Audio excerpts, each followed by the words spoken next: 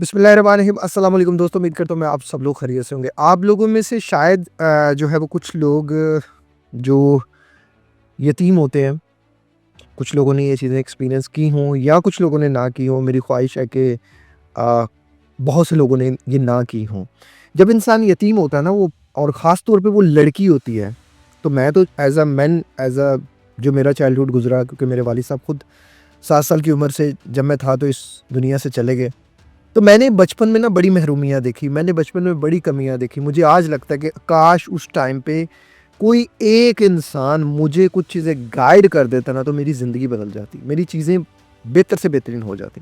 लेकिन उस टाइम पे मेरे पास कोई हेल्पिंग हैंड नहीं था, मुझे कुछ समझने वाला नहीं था। मुझे बहुत सी चीज़ों का पता बहुत देर बाद जाके पता चला, जब पता चला तो बहुत सी चीज़ें हाथ से निकल गई थी। मेरी ख्वाहिश है, मेरी कोशिश है कि मैं कुछ यतीम लड़कियों के लिए, अपनी उन बहनों के लिए कुछ कर सकूँ।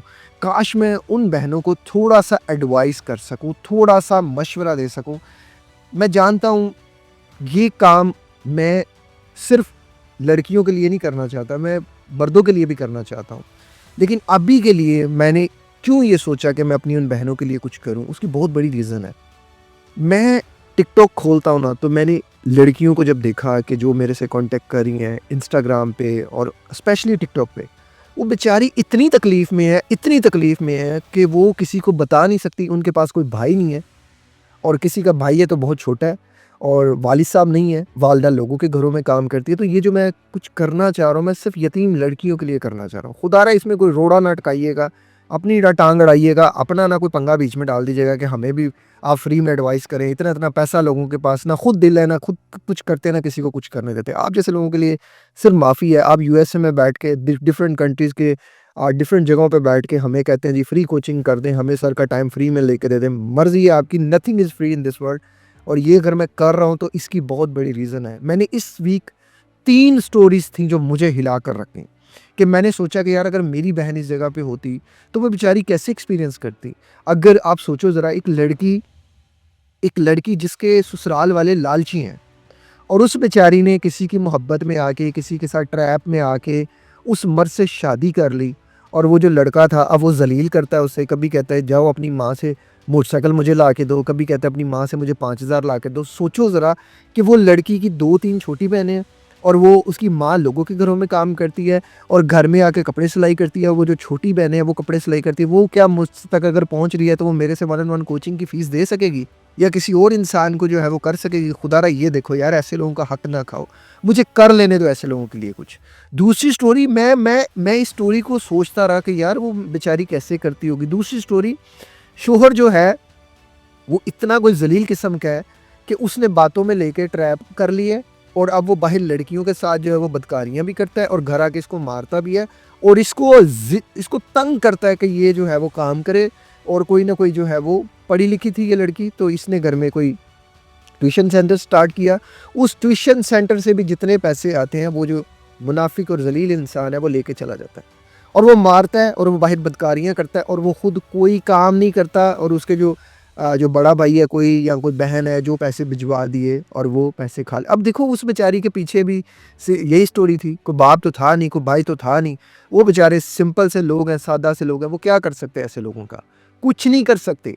ऐसे लोगों बेचारों को तकलीफ़ होती है। डिज़र्व इमेजिन करो यार, मैं तो खुद मैं मेरी 2 बहनें बड़ी थी मुझसे, मैं छोटा था। मैं जानता हूँ एक यतीम की ज़िंदगी क्या होती है, बिन बाप के जो बहनें होती हैं उनकी ज़िंदगी क्या होती है। आपको लग रहा होगा कि पता नहीं यार कि हमें क्यों नहीं फ्री कोच कर रहे भाई, और ये इन लोगों को क्यों फ्री, आप नहीं जानते।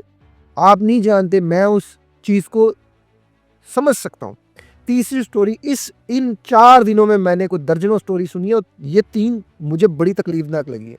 ये बड़ी दर्दनाक लगी हैं।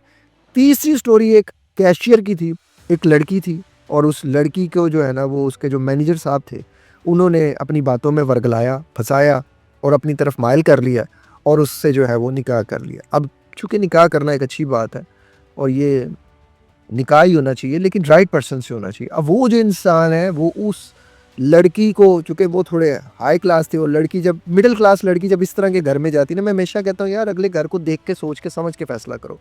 अब उसके घर में चली गई है, अब वो जो मर्द है वो उसको ज़लील भी करता है, उसको टोंट भी करता है, और उसको बहुत ज़्यादा जो है ना वो बातें सुनने को भी मिलती हैं और ये काम उसके बाप और जो है वो माँ भी करती हैं। और वो इस बात पे, जो माँ बाप हैं वो इस बात पे उसको ज़लील करते हैं कि तुमने लव मैरिज की, पहले मर्द ने साथ दिया, अब वो मर्द भी साथ नहीं दे रहा। अब वो कह रहा है ठीक है, आपको अगर नहीं पसंद आ रही तो आप छोड़ दें, आप कह दें मेरा किसी और जगह पे कर दें, मैं इसको घर से निकालने को तैयार हूँ। वो सोचिए ज़रा कि वो लड़की के हालात क्या होंगे, उसके वाक़यात क्या होंगे, उसका दिमाग किस तरह होगा। अगर ये 3 जो स्टोरीज़ हैं, अगर ये 3 लोग किसी एक इंसान से, किसी एक सेंसिबल पर्सन से एक मशवरा कर लेते, यार एक मुफ्त मशवरा, एक मशवरा मुफ्त, मैं यहाँ मुफ्त मशवरा दे रहा हूँ। मैं क्यों दे रहा हूँ? क्योंकि यार मुझे दुख है, मुझे अपनी इन बहनों के लिए तकलीफ़ हो रही है कि जो बेचारी इस अजाब में फंस गई। अब मैं इनको क्या एडवाइस करूँ, अब मैं इनको क्या सिखाऊँ, अब मैं इनको क्या समझाऊँ? मैं इनको तो कुछ भी नहीं बता सकता, मैं तो इनको कुछ भी नहीं चीज़ कह सकता। अब मैं कहूँ कि आप डिवोर्स ले लें, आप ये कर लें, आप वो कर लें, वो जो पीछे माँ बैठी है वो डिवोर्स के सदमे को बर्दाश्त ही नहीं कर सकती। पीछे जो 2 कुंवारी बहनें हैं वो कैसे होगा? नहीं हो सकता। ये जो मिडिल क्लास लोग होते हैं, ये जो बेचारे जिनके पास ओढ़ना बिछोड़ना कुछ भी नहीं होता अल्लाह की उसके सिवा, ये बड़े बड़े चीज़ों से जो है ना वो इनके पास होते हैं, फैक्टर्स होते हैं। ये बहुत सी चीज़ों को देख के सोच के समझ के चलते हैं। उनके लिए वो जहेज़ इकट्ठा करना, शादी करना, 50 लोगों को खाना खिलाना वो आसान काम नहीं होता, वो बड़ा डिफ़िकल्ट काम होता है। इसी तरह ही मैंने कैरियर के हवाले से भी देखा कि बहुत सी लड़कियाँ थी जिन बेचारियों को कोई कैरियर नहीं चूज़ हो पाया और उसकी वजह से वो घर में जो है वो एक अपने आप को उन्होंने एक उस सिचुएशन में डाल लिया कि वो घर वालों को उनसे कुछ उम्मीद थी, वो उम्मीदों पे पूरी ना उतर आई, ट्रैप हो गई, किसी गलत जगह का शिकार हो गई, सारी चीज़ें हो गई। सिर्फ मेरा मकसद यहाँ ये है कि यार मैं उन लड़कियों को, स्पेशली अपनी उन बहनों को एक रोड मैप देना चाहता हूँ, फ्री एडवाइस करना चाहता हूँ। मेरी बहन आपने परेशान नहीं होना, बस शर्त ये है कि आप लो इनकम हो, जो गरीब और मुस्तहिक है वही सिर्फ इस प्रोग्राम के लिए हकदार है।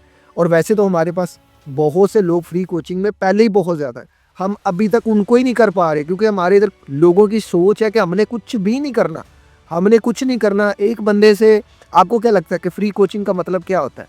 यहाँ मैंने अभी क्या कहा कि एक मशवरा मुफ्त है, कोचिंग और चीज़ है, मशवरा मुफ्त है। कोचिंग में एक बंदे को भी कोच करने के लिए 6 to 9 मंथ्स चाहिए। 6 to 9 मंथ्स का मतलब है कि आप उसे रोज़ सुनते हो, रोज़ बात करते हो।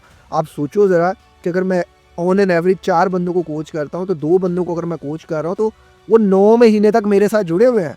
मैं 9 महीने तक तीसरा बंदा नहीं ले पा रहा। वही बेचारे अगर कोशिशें करना शुरू कर दें, क्योंकि वो कोशिश करते ही नहीं लोग खुद से। आपको बार-बार कहना पड़ता है जी कल आपको ये टास्क दिया गया था, आपने कुछ किया? नहीं सर मैं भूल गया, सर मेरे से ये नहीं हुआ, सर मेरे से वो होता ही नहीं। क्यों? उन्हें पता है पैसा को तो कोई दिया नहीं है। जब कोई चीज़ मुफ्त में मिलती है कोई कदर नहीं करता। वो इमोशन हो, वो किसी की एफर्ट हो, वो किसी की सिंसेरिटी हो, किसी का साथ हो, कोई भी चीज़ आप किसी को मुफ्त देकर देख लें, कोई कदर नहीं करेगा। बाकी जो मर्द हैं, जो मर्द हज़रात हैं, जो यतीम हैं, जिनकी ज़िंदगी से जो है वो वालिद साहब इस दुनिया से चले गए हैं, मेरे भाई हिम्मत नहीं हारनी। और ये दुनिया बड़ी सख्त है, बड़ी ज़ालिम है।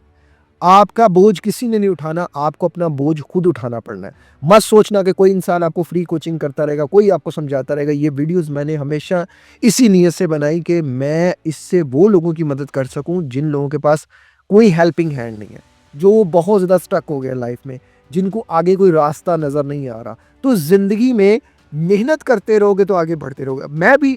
मैं वालिद साहब के इंतकाल के बाद मैंने बहुत हार्ड टाइम देखा है, और लेकिन मेरे अंदर एक लगन थी। मैं वो लगन बहुत कम लोगों में देखता हूँ यार। बैठे हैं, रो रहे हैं, परेशान हो रहे हैं। आपको क्या पता हमें कितने-कितने वॉइसमेल्स आते हैं, सर मैं यतीम हूँ, सर मैं गरीब हूँ, सर मैं ये, अल्लाह के वास्ते ये कर दे, वो कर दे।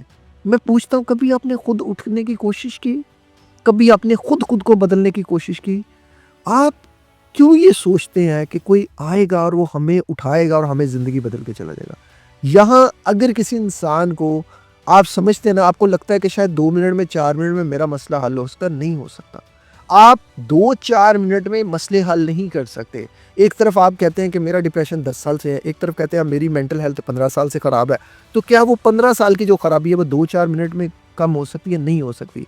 आप लोग मेरी इस कोशिश को समझो ज़रा यार, कि मैं इतने टफ़ हालातों में भी मैं चाह रहा हूँ कि अगर मेरी वजह से मेरी किसी बहन की ज़िंदगी बच जाए, मेरी किसी बहन को एक रोड मैप मिल जाए और वो ज़िंदगी में आ जाए, वो आगे अपनी ज़िंदगी को बना ले।